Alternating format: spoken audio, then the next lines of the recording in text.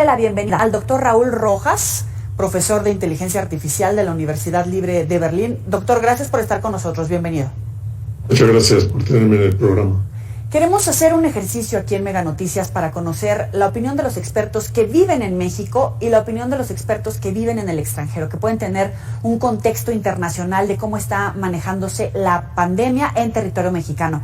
¿Usted cómo evalúa el manejo de la pandemia?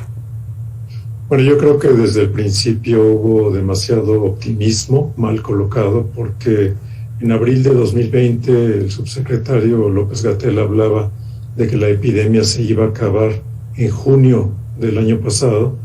Estimaba que solamente iba a haber 6,000 o 8,000 muertos en total durante la epidemia, y poco a poco se fueron dando cuenta, porque la epidemia no se terminaba, de que esas cuentas alegres no correspondían a la realidad.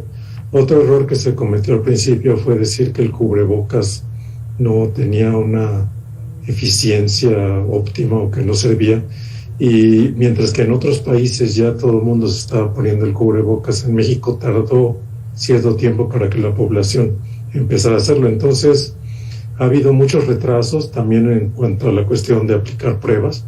México aplicaba menos pruebas hasta el año pasado que un país como Honduras por millón de habitantes, y comparando con las pruebas que se aplicaban en Chile o en Argentina, países que son similares a nosotros, pues se puede ver que México siempre no descubría los casos de COVID a tiempo porque se estaban aplicando pocas pruebas. Entonces yo creo que desde el principio ha habido un manejo deficiente de la pandemia. Había un triunfalismo exagerado, se decía que México le estaba poniendo un ejemplo al mundo. Ahora ya nada más se dice que es satisfactorio el manejo de la pandemia, pero ni siquiera eso es el caso. Hubo triunfalismo exagerado, pero incluso en las previsiones más catastróficas, en el peor de los peores escenarios, hace mucho que lo rebasamos, tanto el escenario de contagios, de fallecimientos, pero también de extensión de la pandemia y cómo nos iba a afectar tanto en las familias como en las casas, como en materia económica. Sí, hay un indicador que es muy importante, que es el exceso de mortalidad desde la semana 15 del año pasado hasta la actualidad. Es decir, cuántas personas más han muerto con respecto a lo que se esperaba en los últimos 2 años. Y ese exceso de mortalidad en México es de cerca ya de 600,000 personas. Esas personas se murieron por COVID, porque la única diferencia entre 2020 y 2021 con respecto a 19 y 18 es precisamente la epidemia. Entonces, a pesar de que la cifra oficial de decesos es cerca de 280,000 personas, la cifra real es mucho mayor, es más de 2 veces mayor, es casi 600,000 personas.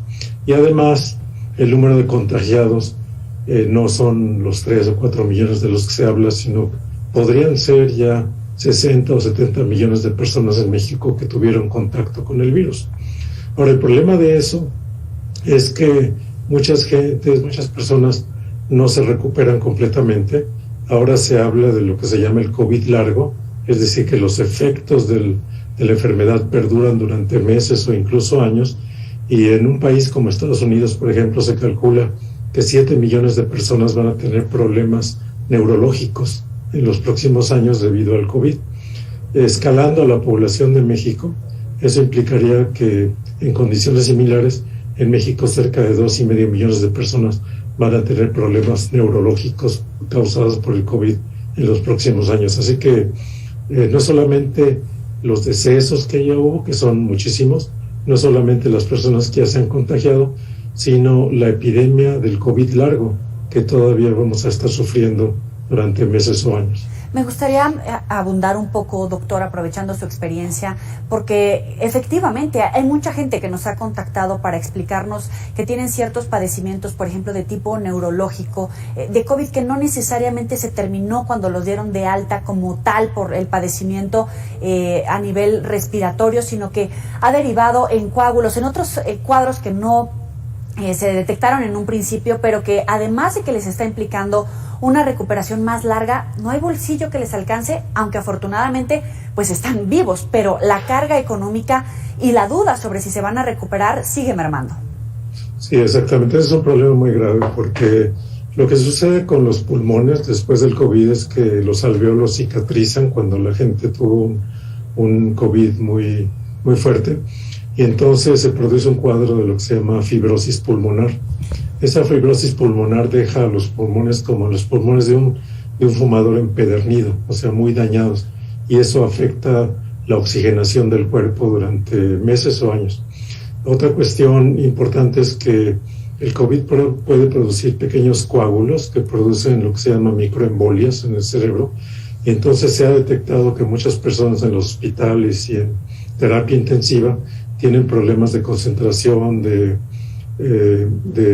poder responder a las preguntas que se les hacen, de depresión, y se ha visto que el número de suicidios también ha aumentado a medida que ha progresado la pandemia. Entonces, ese cuadro clínico que se produce después del COVID es muy preocupante para un país como México con tantos millones de habitantes. Así que la única solución es seguir vacunando lo más rápido que se pueda y además vacunar también a los niños y a los jóvenes. Chile ya está vacunando a los niños a partir de los 6 años de edad, mientras que en México todavía la Secretaría de Salud está discutiendo si vacunan o no vacunan a los niños. A su parecer debería de vacunarse también, incluso ya salió un amparo, ¿no? Tuvimos que recurrir a los tribunales para pedir, para exigir que se vacunara. En su experiencia, ¿esto sería lo adecuado? Sí, claro, la mayor parte de los países que empezaron primero con la vacunación ya lo están haciendo. En Europa, la Comunidad Europea ya está vacunando a los mayores de 12 años. En Estados Unidos ya se aprobó la vacuna también para los mayores de 12 años. Se está hablando ya en Estados Unidos de la vacuna para los mayores de 5 años y algunos países como Chile ya empezaron a vacunar a los niños mayores de 6 años. Así que el mundo está avanzando, el mundo se está moviendo en esa dirección y realmente no entiendo por qué en México no se quiere hacer. Todo el mundo sabe que en otras epidemias, en otras enfermedades, las escuelas y los kinderes siempre son centros de distribución de virus porque los niños siempre se contagian mucho entre ellos y eso lo llevan a las familias, lo llevan a los adultos. Entonces, una forma de acabar con la epidemia, de mitigarla, es precisamente vacunar a los niños para que las escuelas y kinderes no sean centros de distribución del virus. Ahora, ¿qué sigue a futuro? Hay muchas preguntas respecto a si cada año se tiene que hacer la vacunación o cómo. ¿Qué es lo que viene? ¿Cuál es el escenario respecto a cada una de las vacunas de las farmacéuticas? Porque esto no se acaba. Sí, muy posiblemente se va a tener que repetir la vacuna cada año. De hecho, ya en Estados Unidos y en otros países se ha aprobado la tercera vacuna para personas a partir de los 65 años o personas que tienen otros padecimientos y que son más susceptibles al COVID. Pero es posible que haya que vacunarse contra el COVID cada año, como se hace contra la gripe y otras enfermedades.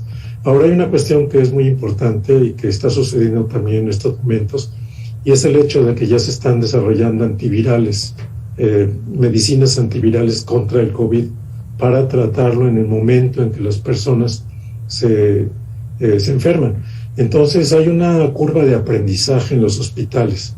La situación en los hospitales ahora es distinta hace año y medio. Ya los médicos y los hospitales mismos conocen mejor los tratamientos. Están saliendo ya medicinas antivirales que van a ser más poderosas. Las vacunas se van a mejorar además, van a seguir siendo desarrolladas. Y entonces yo creo que a partir de 2022 va a haber todo un arsenal para luchar contra el COVID que puede detener a la enfermedad cuando comienza o prevenirla a través de la vacuna, que sé que es lo más conveniente. Le agradecemos al doctor Raúl Rojas, profesor de Inteligencia Artificial de la Universidad Libre de Berlín, por estos minutos para el auditorio de Mega Noticias. Le apreciamos mucho. Muchas gracias. Hasta luego. Ahí tiene la voz de los expertos, de los científicos. Le llama la atención que en México tengamos que recurrir a un tribunal para que se vacune a niños y adolescentes cuando en el mundo están dando pasos de avanzada.